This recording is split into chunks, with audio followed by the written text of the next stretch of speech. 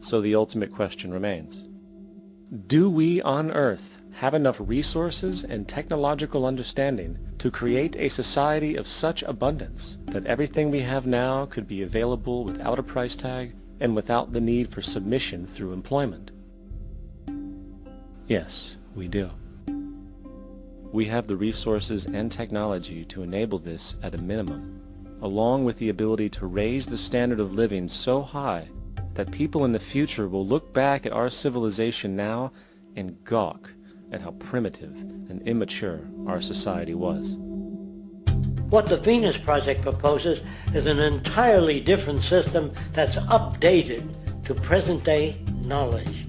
We've never given scientists the problem of how do you design a society which would eliminate boring and monotonous jobs, that would eliminate accidents in transportation, that would enable people to have a high standard of living, that would eliminate poisons in our food, that would give us other sources of energy that are clean and efficient. We can do that out there.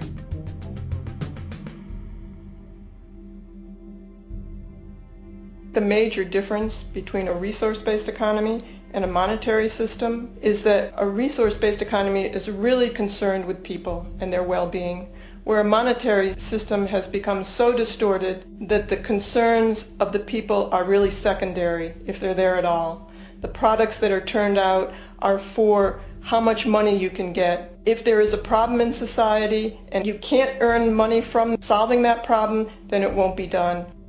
The resource-based economy is really not close to anything that's been tried. And with all our technology today, we can create abundance. It could be used to improve everyone's lifestyle. Abundance all over the world if we use our technology wisely and maintain the environment.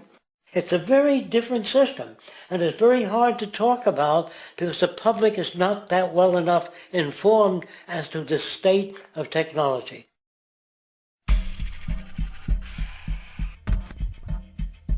At present, we don't have to burn fossil fuels. We don't have to use anything that would contaminate the environment. There are many sources of energy available. Alternative energy solutions pushed by the establishment, such as hydrogen, biomass, and even nuclear, are highly insufficient, dangerous, and exist only to perpetuate the profit structure that industry has created. When we look beyond the propaganda and self-serving solutions put forth by the energy companies, we find a seemingly endless stream of clean, abundant, and renewable energy for generating power. Solar and wind energy are well known to the public, but the true potential of these mediums remains unexpressed. Solar energy, derived from the sun, has such abundance that 1 hour of light at high noon contains more energy than what the entire world consumes in a year. If we could capture 1/100% of this energy, the world would never have to use oil, gas, or anything else. The question then is not availability, but the technology to harness it. And there are many advanced mediums today which could accomplish just that, if they were not hindered by the need to compete for market share with the established energy power structures. Then there's wind energy. Wind energy has long been denounced as weak, and due to being location-driven, impractical. This is simply not true. The U.S. Department of Energy admitted in 2007 that if wind was fully harvested in just 3 of America's 50 states, it could power the entire nation.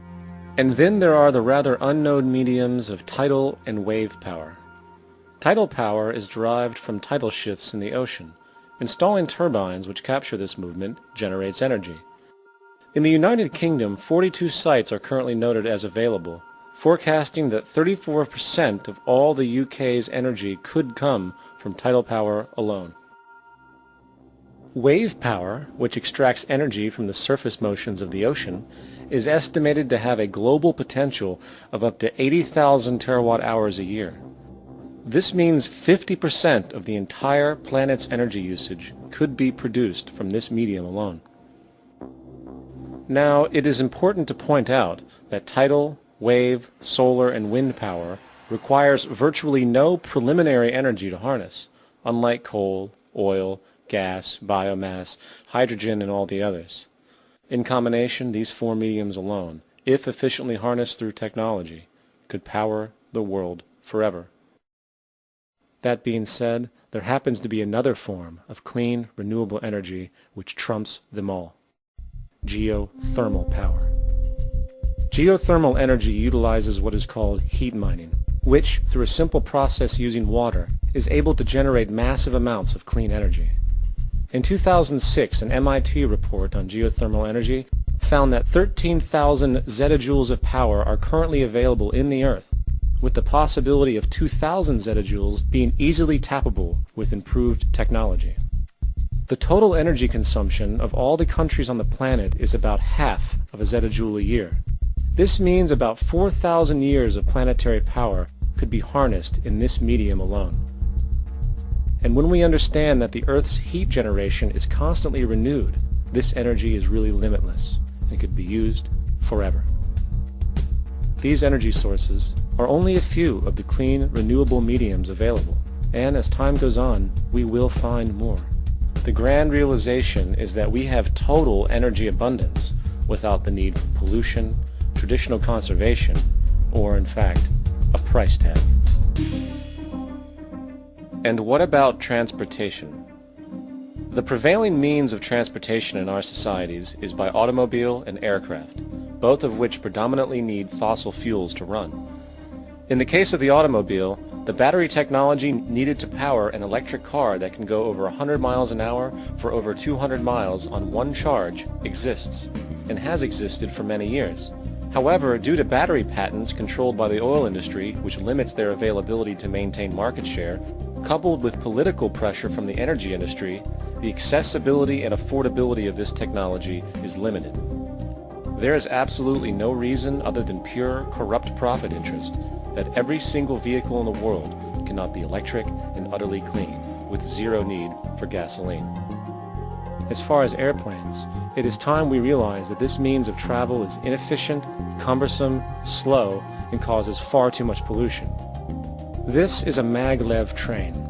It uses magnets for propulsion. It is fully suspended by a magnetic field and requires less than 2% of the energy used for plane travel.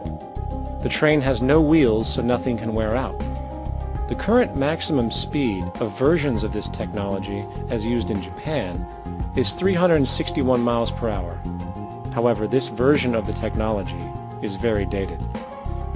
An organization called ET3, which has connections with the Venus Project, has established a tube-based maglev that can travel up to 4,000 miles per hour in a motionless, frictionless tube, which can go over land or underwater.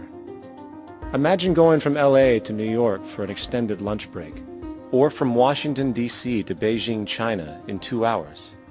This is the future of continental and intercontinental travel: fast, clean, with only a fraction of the energy usage we use today for the same means.